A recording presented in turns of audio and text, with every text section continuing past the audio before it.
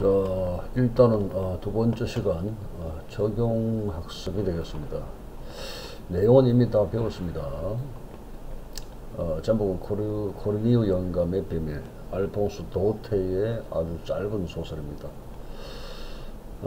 페이지는 뭐 너댓 장 정도밖에 안 되니까 여러분 가볍게 읽을 수 있어서 읽어보라고 권유를 했고, 이 소설은 알퐁스 도테의 단편 소설집 속에 여러분들이 잘 알고 있는 별, 뭐 이런 순수 소설들과 함께 같이 실려 있습니다. 단편집을 한권 사서 아니면 도서관에도 있으니까 빌려서 읽어보시기 바랍니다. 간단하게 줄거리 한번 할까요? 자, 뭐 세세하게 볼 필요는 없고 인물 관계들을 한번 보죠. 주요 등장인물입니다. 주인공인 코르니우 영감 나오고, 같은 동네 사람 마마이라는 사람 있죠. 이 동네 피리 연주자 뭐 이렇게 나옵니다. 이 마마이의 아들하고 코르니우 영감의 손녀하고 둘이 사귀게 되는 거죠. 그래서 결혼을 허락받는 과정에서 이 코르니우 영감의 비밀이 밝혀지게 되는 것입니다. 이 마을의 비밀이 되겠죠. 그 비밀과 관련된 것이 바로 이겁니다. 정기방앗간이라는 것. 즉 읍내는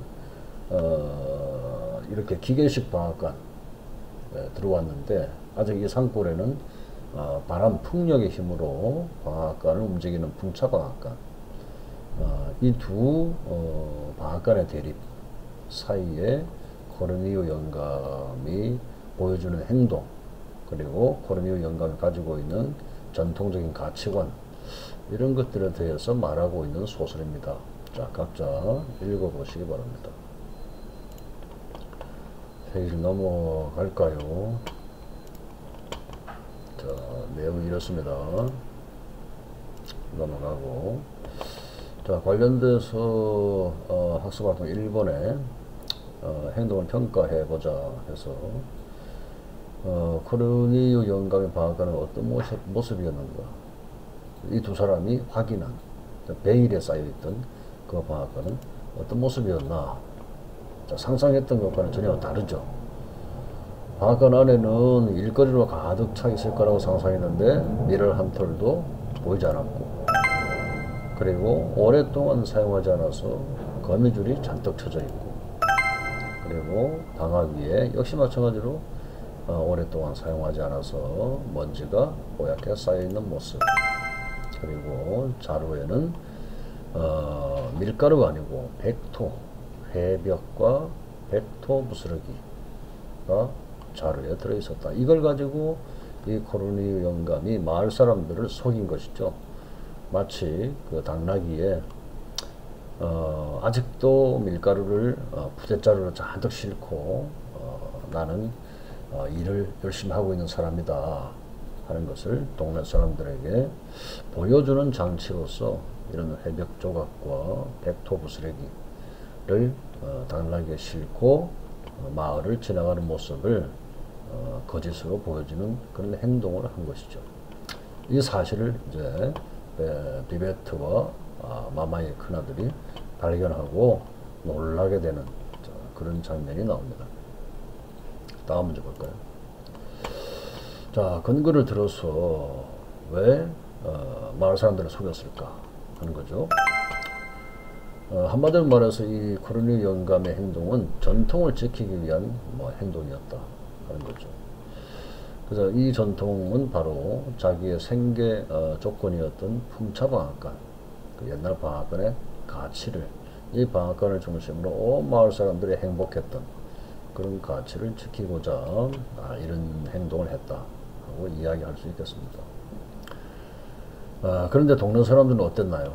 옛 것을 쉽게 나쁜 것으로 취급을 했죠. 그래서 이것에 대한 안타까운 마음, 그 마음을 이 코르니우 영감이 가지고 있었다, 이렇게 볼 수 있죠. 자, 그리고 이 코르니우 영감의 행동은 이제 반대로 보면, 지금까지는 좋게 얘기했는데 반대편에서 보면 이 사람의 가치관은 바뀌는 시대에 적응하지 못했다. 이렇게 볼 수 있습니다. 시대에 적응하지 못한 결과다. 그렇죠? 마을에, 즉 읍내에는 이런 최신식 기계들이 다 들어와 있는데 아직까지 인력과 바람의 힘에 의지해서 운영하는 풍차방앗간, 사라져야 할 문물이다. 이렇게 볼 수 있는 거죠. 그래서 아직 현실에 적응하지 못한다. 이런 식으로 비판적으로 말할 수 있을 겁니다. 결국 돌아가시죠. 코르네류 영감이. 그래서 코르네류 영감이 돌아가시자 마감도 영혼이 이제 멈췄다. 세월의 흐름, 시대의 변화는 막을 수가 없다. 자, 이런 측면에서 코르네류 영감의 행동을 부정적으로도 평가할 수 있습니다. 그 다음에 2번 문제네요. 문학작품을 해석할 때 사용하는 방법, 이 중에서 하나를 골라보자. 그럼 이제 지금까지 제가 동영상으로 혹은 수업을 통해서 설명했던 문학작품을 감상하는 방법, 작품을 보는 여러가지 관점, 4가지로 정리가 되고 있습니다. 작품의 내적 특징을 중심으로 절대주의적인 관점이다. 이렇게 얘기를 했죠. 그 다음에 2번째, 시대적 상황. 그러니까 반영론적인 관점이다. 이야기했죠.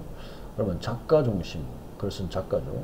작가론적인, 표현론적인 관점이다. 얘기를 했고, 그 다음 4번째, 독자가 받는 영역, 받아들인다. 그래서 수용론적인 관점이다. 혹은 다른 말로 효용론적인 관점이다. 이렇게 얘기를 할 수 있습니다. 이 4가지 외에도 한 가지가 더 있다고 그랬죠. 이 모든 것을 다 통틀어서 취할 수 있는 방법. 여러분들 기억날 겁니다. 자, 그럼 이 중에서 선택을 하면 시대적 상황이라고 그랬죠. 즉, 프랑스의 1860년대 산업화가 진행되던 상황, 즉, 그 당시에 프랑스의 시대적 상황이 반영되었다.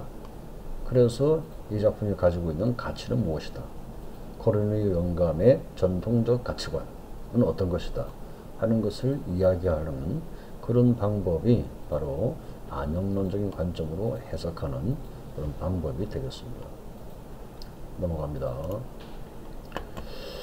자, 이렇게 이제 다양한 관점, 해석을 중심으로 문학작품을 감상을 하면 어떤 효과가 있느냐? 뭐 효과는 많겠죠. 다양한 측면에서 폭넓게, 그래서 문학작품을 이해하는 것이 핵심이니까 다양한 관점에서 폭넓게 이해할 수 있고, 그리고 독자의 인식 수준, 관심, 독자의 경험, 가치관에 따라서 해석이 달라질 수 있다 하는 거 중요한 얘기입니다. 나만의 독자적인 해석, 그것이 많은 사람들에게 공감을 불러일으킬 수 있는 그런 수준에까지 도달할 수 있는 겁니다. 그 다음에 이 부분 3번까지 다 했죠. 자, 넘어갑니다. 자, 이제 여기 보면 이제 활동마당 나오는데, 이 활동마당은 여러분들 수행평가와 아주 깊은 관련이 있습니다. 여러분들한테 수행평가지를 제가 드렸고, 또 EBS나 구글에 그 양식을 제가 올려놓고 여러분들이 학교 나왔을 때 또 따로 프린트를 해서 다 한 장씩 줬습니다. 그 수행평가 양식에 수기로, 즉 손으로 직접 써서 제출하게 그렇게 설명을 했죠. 자, 여기 나오는 이 활동마당의 내용이 여러분들 수행평가와 거의 대동소이하게 같습니다. 자, 여기 예를 들어 볼까요? 시를 한 편 고르고, 그렇죠? 여기 골랐죠? 그리고 손으로 썼습니다. 그리고 시를 선물할 대상 친구인가 봐요. 다현이. 제목 쓰고. 그 다음에 선물하고 싶은 이유가 있죠. 다현이에게 이 시의 내용을 읽히고 싶은 이유. 대상 쓰고, 제목 쓰고, 선물하고 싶은 시 전문 쓰고, 까닥. 자, 이런 식으로 다 했습니다. 요건 양식이죠. 양식을 다 채우면 이렇게 된다 하는 겁니다. 자, 그래서 실제로 전달을 했습니다. 자, 그런데 여기는 없는 여러분들 수행평가에 뭐 하나 더 추가를 했죠.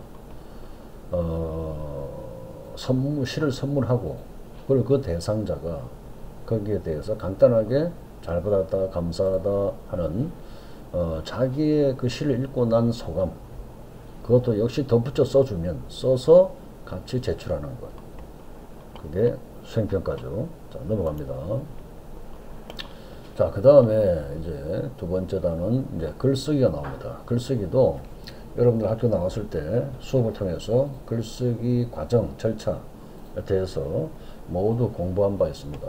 자, 다시 한번 복습한다 하는 생각을 가지고 자, 다시 한번 글쓰기 전체 과정을 공부를 해 보겠습니다. 자, 여러분들이 글을 쓸 때 고민을 많이 하게 됩니다. 어떻게, 무엇을 써야 될까? 이런 것들. 자, 오른쪽 페이지 31쪽이네요. 31쪽에 학습활동 2회. 자, 여기 만화를 보시면 얘가 제주도에 놀러 갔어요. 뭐 사진도 찍고 뭐 하는데, 아, 이 제주도의 아름다운 풍경, 내가 경험한 내용을 남들에게 좀 알려주고 싶은 마음이 생긴다. 그랬을 때, 어떤 내용으로 글을 쓸까 고민하고 있죠. 또, 사진은 어떤 걸 올릴까? 내용과 사진, 자료에 대해서 고민하고 있고, 또, 여기 보면 세 번째 그 만화 칸을 보면, 여행 정보도 알려주고 싶은데, 아, 내가 아는 게 너무 없다. 그 정보를 어떻게 하면 찾을까 하는 문제.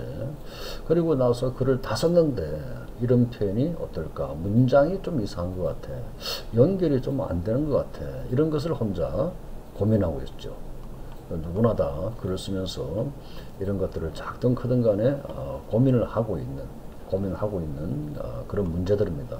자, 이런 고민들을 해결하기 위해서 여러분들이 글쓰기 과정 전체를 알아야 할 필요가 있는 거죠.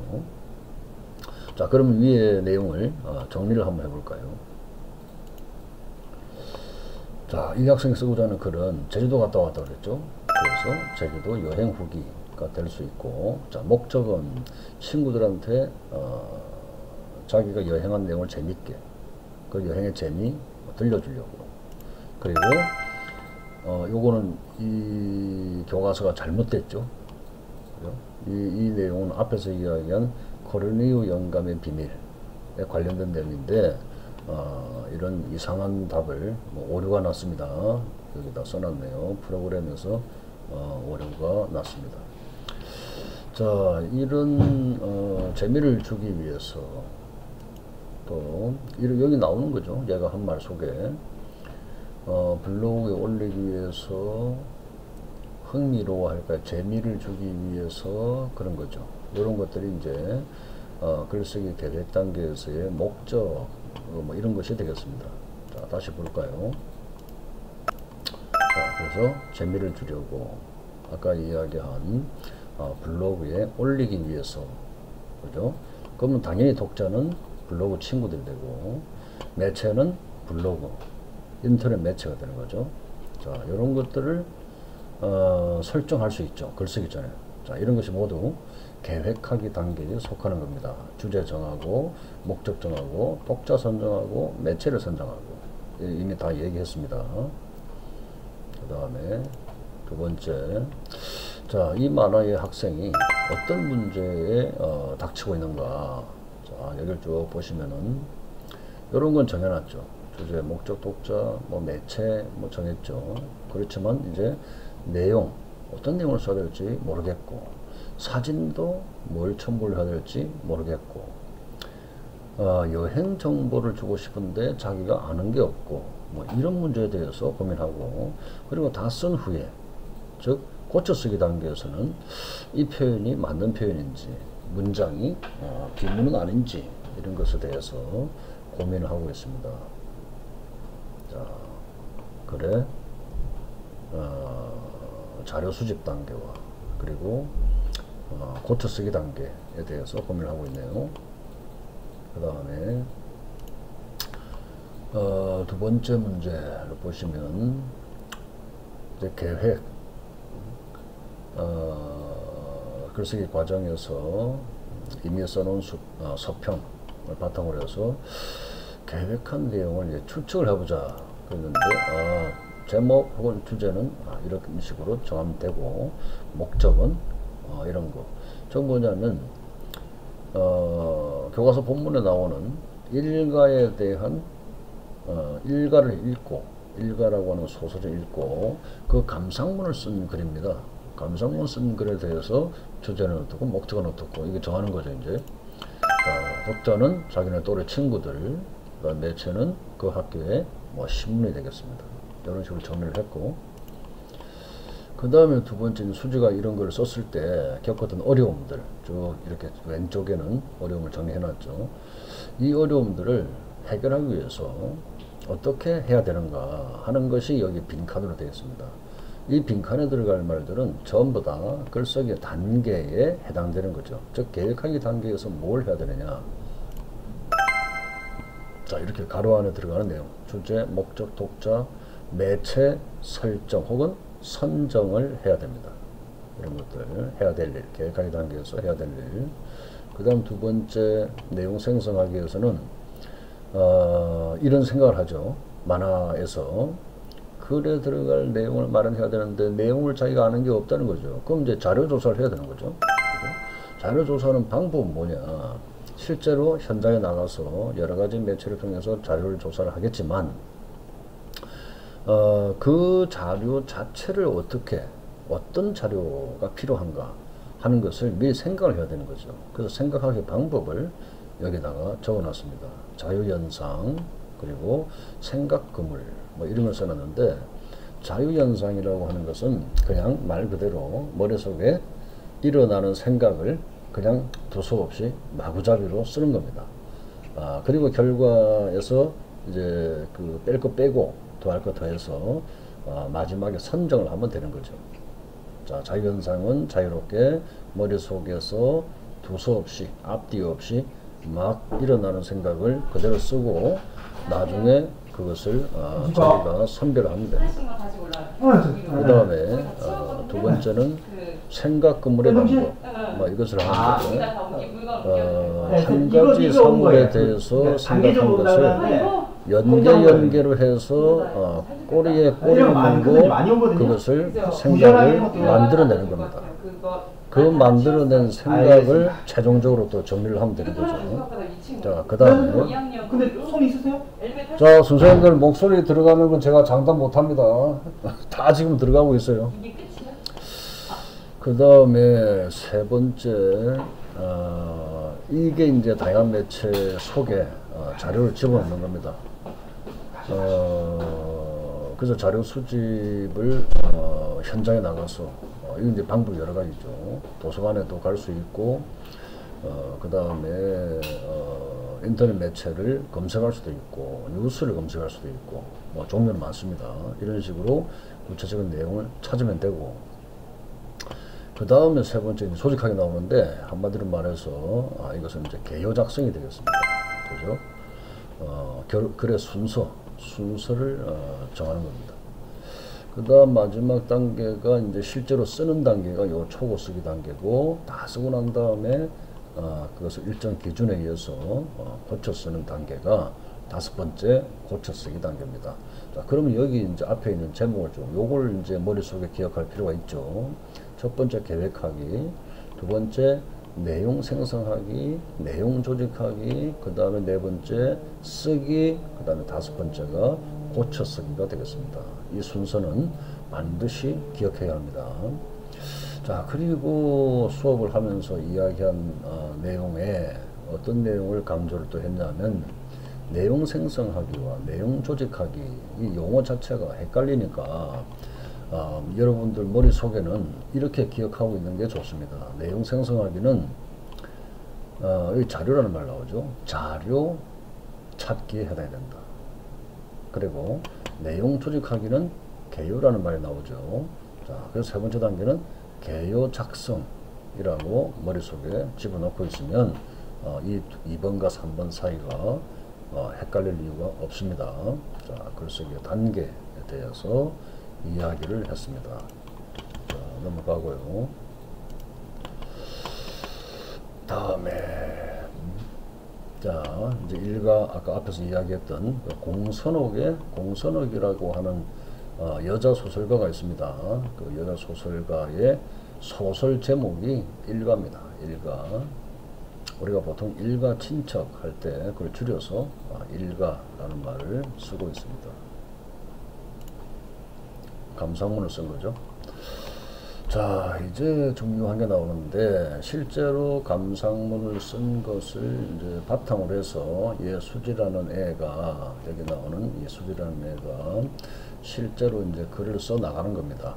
즉, 앞에서 이야기한 이 일가라고 하는 감상문을 어떤 과정을 거쳐서 이 수지가 썼는가 하는 글쓰기의 과정, 절차, 이런 것들을 만화로 곳곳에 이런 식으로 정리를 하면서 보여주고 있는 그런 학습 내용이 되겠습니다.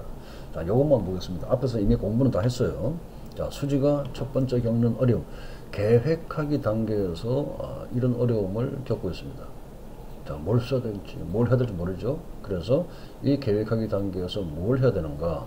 주제, 목적, 독자, 매체 선정. 이렇게 되어 있죠. 자, 거기에 따라서 이 칸을 채운 겁니다. 그 다음에 채워볼까요? 실제로 일시도번을 자 해보겠습니다.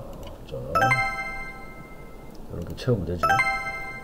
자, 뭐 별거 없어요. 자, 그 다음에 두 번째 단계 내용 생성하기. 자, 이건 이제 자료 수집 단계라고 그랬죠. 그래서 얘가 엄청나게 지금 고민을 하고 있는데 이런 방식으로 해결할 수 있다. 즉 자유 연상하기, 생각금을 만들어 보기. 자, 이런 방식으로 해서 여기에 쭉 나열해 놨습니다.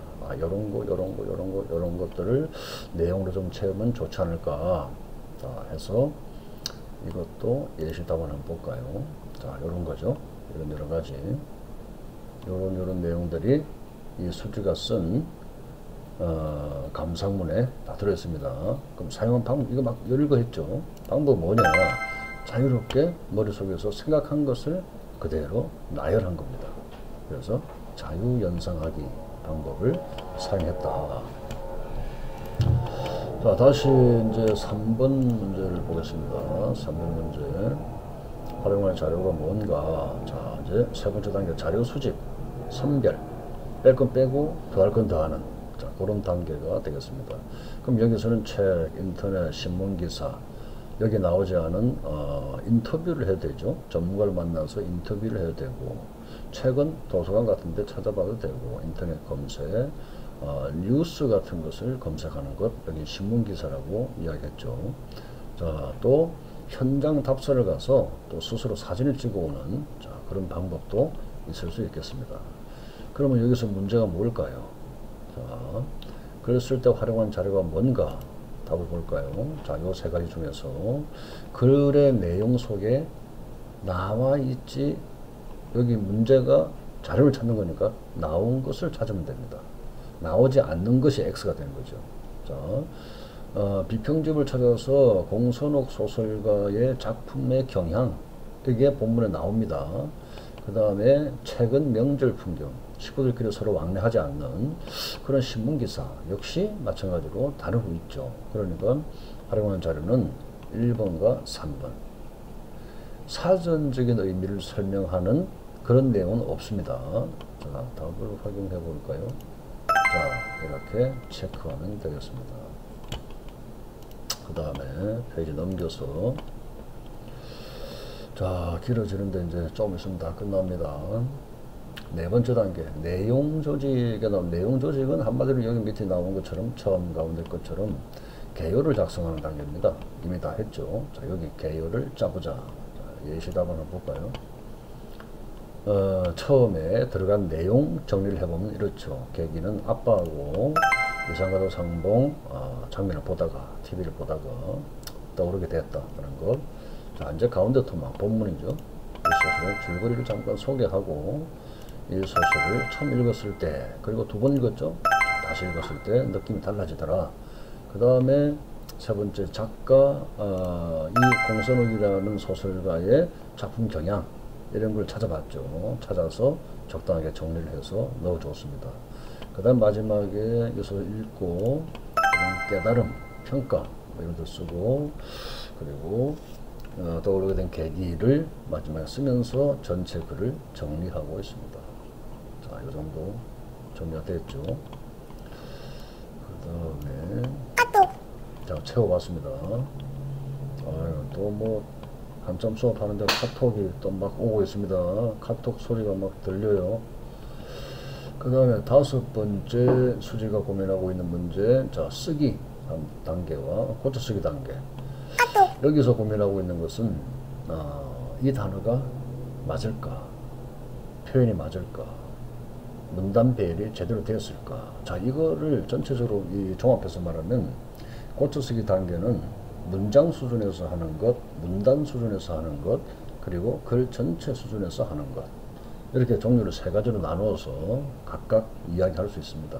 그렇지만 대개 문장 수준에서 한다면 비문법적인 문장, 호응관계가 안 된다거나 그런 문장을 찾아내는 것, 또 문단과 문단을 어떻게 하면 잘 연결할까 하는 그런 문제, 그리고 글 전체 수준에서는 맨 처음에 정한 주제에 적절한 자료들과 이 자료들이 모여서 만든 글의 내용이 전체 주제와 잘 어울리는가 그렇지 않은가 하는 것들을 점검하면 고쳐쓰기 단계를 어느 정도 했다, 이렇게 볼 수 있을 겁니다.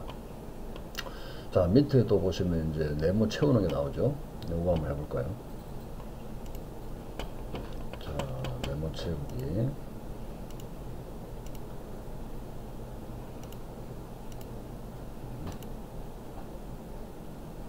네모 채우기고,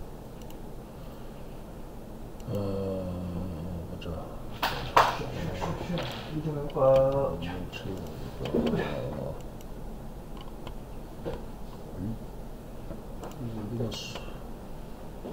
맞네, 여기네. 자, 완성하고 빈칸을 채워보면 아까 친척 중에 6.25 전쟁 때, 자, 뜻은 난리를 피해서 왔다라고 했죠. 그럼 피난이 되는 거죠. 난. 그래서 난이라고 쓴 것은 두음법칙이 있기 때문에 난이라고 쓴 거지, 원래 글자의 음가는 란입니다. 그래서 피란이 되는 거죠. 자, 그 다음에 구사라고 하는 말이 좀 어렵다. 이걸 쉬운 말로 바꾸자. 그래서 그냥 사용하든 이렇게 바꿀 수 있겠습니다. 이게 이런 거죠. 고쳐쓰기 단계에서 해야 될 일.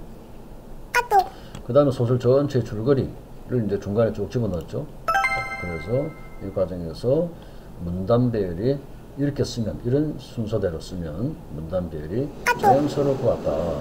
그래서 문단 배열까지도 신경 쓰게 된 거죠.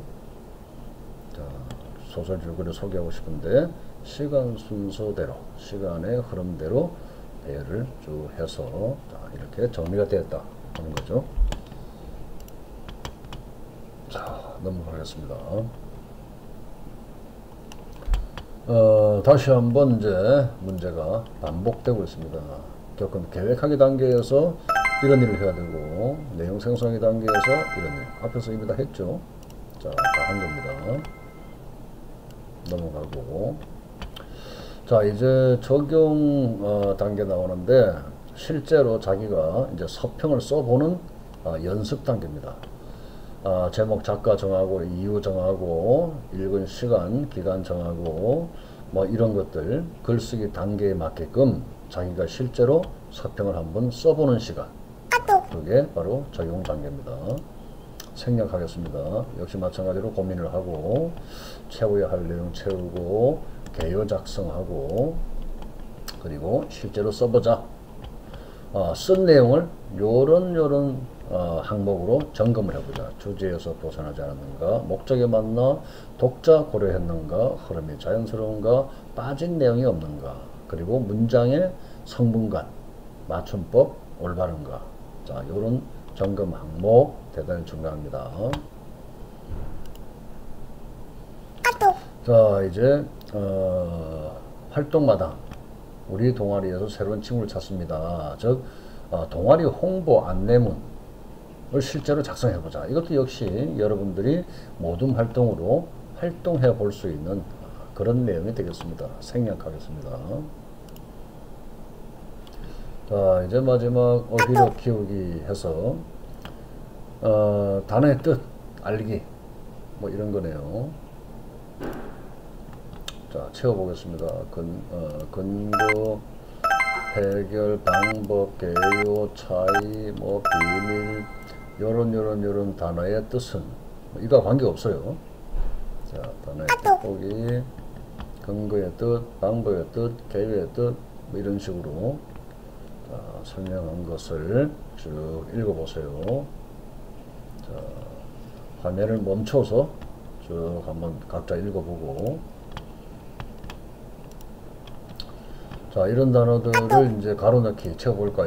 우리는 인원 점검을 마친 후에, 자, 지금은 우리 문제를 주체적으로 도사는 학생들이 올바른 가치관을 가지도록 그 문제에 대한 친구와 나의 해석이 서로 달라서, 자, 이런 식으로 단어를 넣어보자는 거죠.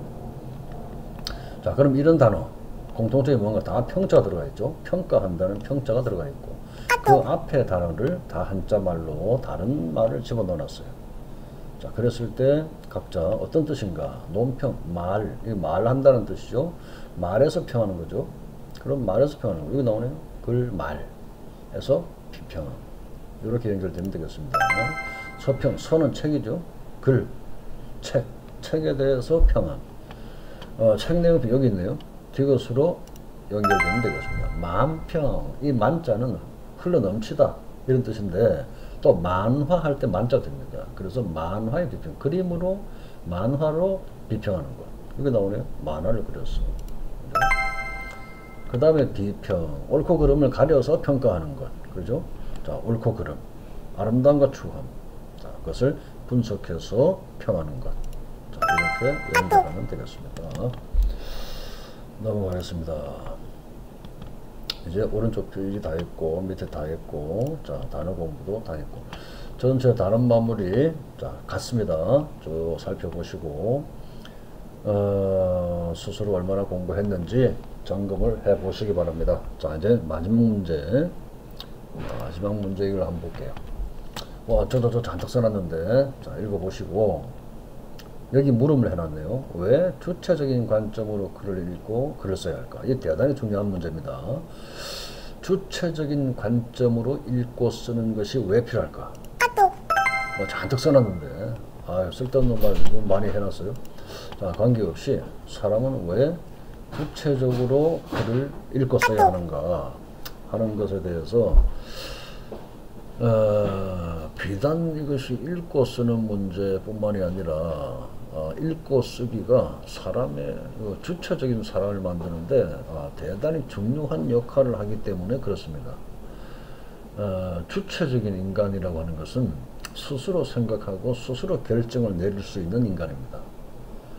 여러분이 지금 현재 교육을 받는 목적, 목표라고 하는 것도 역시 마찬가지로 어떤 좋은 직업을 가지는 거, 뭐 이런 것도 삶의 중요한 목표가 뭐 될 수 있겠습니다만, 제가 생각하는 삶의 중요한 목표, 목적은 가장 중요한, 내가 나로서 살아가는, 이 세상을 살아가는 가장 중요한 요소가 바로 이겁니다. 주체적인 관점을 가지는 것. 이런 사람이 되기 위해서 우리가 살아가는 것이 아닐까. 여러분들 주변을 잘 보세요. 자기 주관이 없는 사람이 굉장히 많습니다. 자기 주관이 없는 사람, 남들이 하자는 대로 따라가는 사람, 그 별 생각이 없죠. 관심 분야를 벗어나면 사실은 사람들은 별로 관심이 없어요. 자기 주관 별로 없습니다. 그래서 매사에 다 주관을 가지면 좋겠지만, 특정한 자기 인생을 살아가는 아주 중요한 요소별로 자기의 주관을 가지는 것은 대단히 중요합니다. 내 삶의 방향을 결정하는 것이 됩니다. 그죠? 주체적인 인간이 되는 것, 그렇게 하기 위해서 주체적인 관점을 가지는 것, 대단히 중요합니다. 삶의 방향이 되고 삶의 지표가 되고, 그런 사람이 되는 것이 인생을 살아가는 아주 중요한 포인트가 아닐까. 중요한 것을 우리는 거꾸로 말하면 잃어버리고 살고 있지는 않나, 그런 생각을 해봅니다. 그래서 다양한 글을 읽고 더 다양한 글을 써보면 자기도 모르게 내 삶의 주인이 되는 주체적인 인간이 될 수 있다. 자, 그런 점에서 여러분도 역시 마찬가지로 많이 읽고 많이 쓰고 또 옆에 사람들과 많은 이야기를 나눌 수 있는 그런 환경을 스스로 만들어 가야 합니다. 자, 넘어가겠습니다. 자, 이제 다른 마무리 뭐 끝났습니다.